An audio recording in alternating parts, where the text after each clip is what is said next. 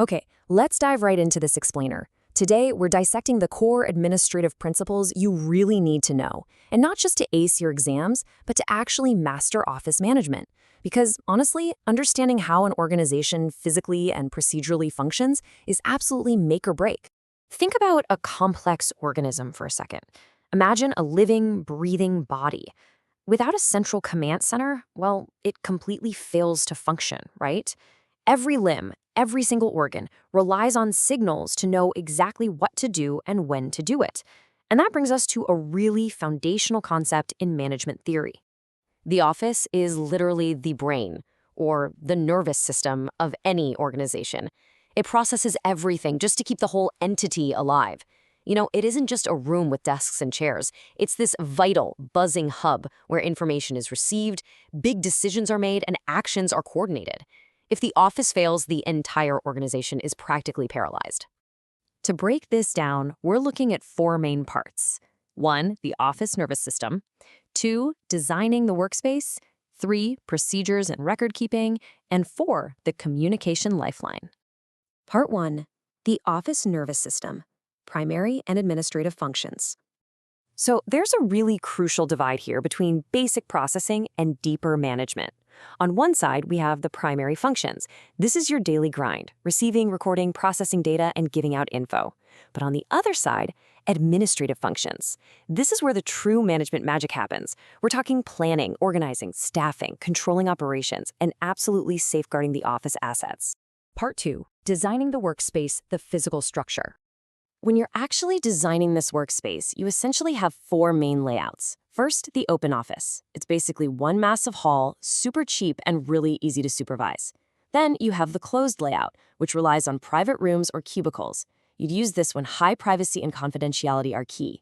Next is the landscape layout. This one takes a more artistic approach, adding plants and sofas to really boost morale. And finally, the virtual office.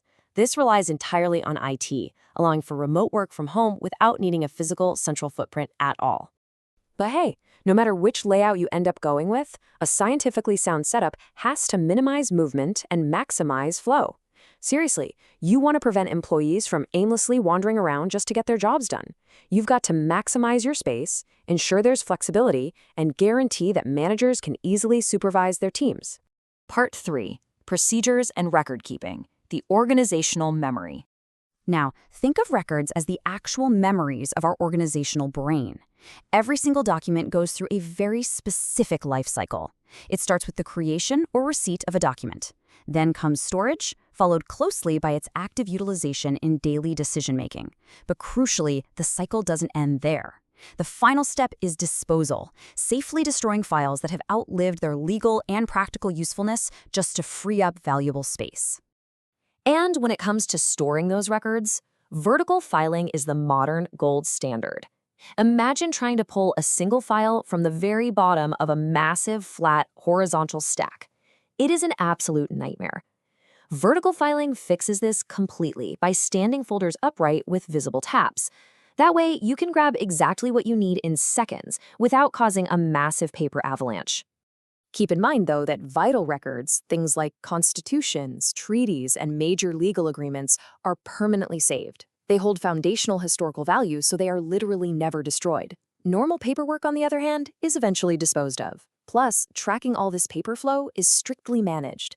Every single piece of mail entering the office has to be logged in a process called registration, or DARDA. And every official letter leaving? It goes through dispatch, known as Chelani. This whole process ensures a completely bulletproof paper trail. Part 4, the communication lifeline, the bloodstream of the office. The word communication actually stems from the Latin communis, which literally means making an idea or fact common between 2 or more people. In Nepali, this is perfectly translated as making things saja. So it's not just about talking at someone, it's about ensuring a true shared understanding exists between the sender and the receiver. Every message takes a very specific journey. A sender encodes an idea, sends it through a medium, and then the receiver decodes it. But here's the kicker. Feedback is the absolute backbone that completes this mandatory two-way cycle. Without feedback, real communication hasn't actually happened. You are honestly just broadcasting. And then, of course, there's the grapevine. This is a highly tested concept referring to the informal, relationship-based chatter that happens in every single office. While official communication follows strict organizational charts, the grapevine flows across desks, in the break room, and over coffee.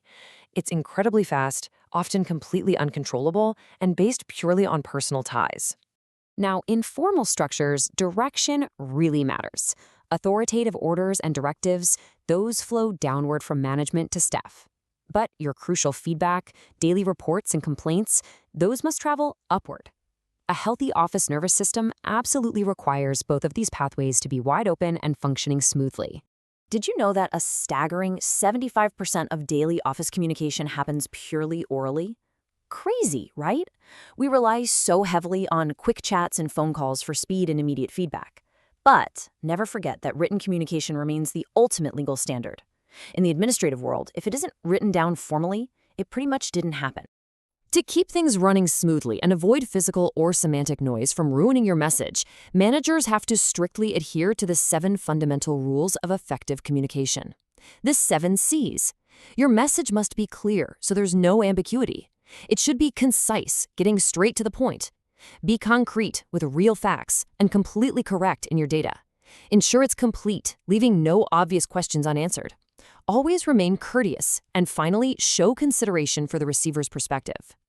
So as a future manager or administrator, how are you going to apply these exact principles to ensure your organization's nervous system thrives without breaking down? Will you choose an open layout to foster that communication? Or maybe implement strict vertical filing to speed up your organizational memory? The choices you make will directly dictate the success of your team. Keep these concepts fresh in your mind, and you'll not only master your exams, but you'll build stronger, faster, and wildly more efficient organizations out in the real world.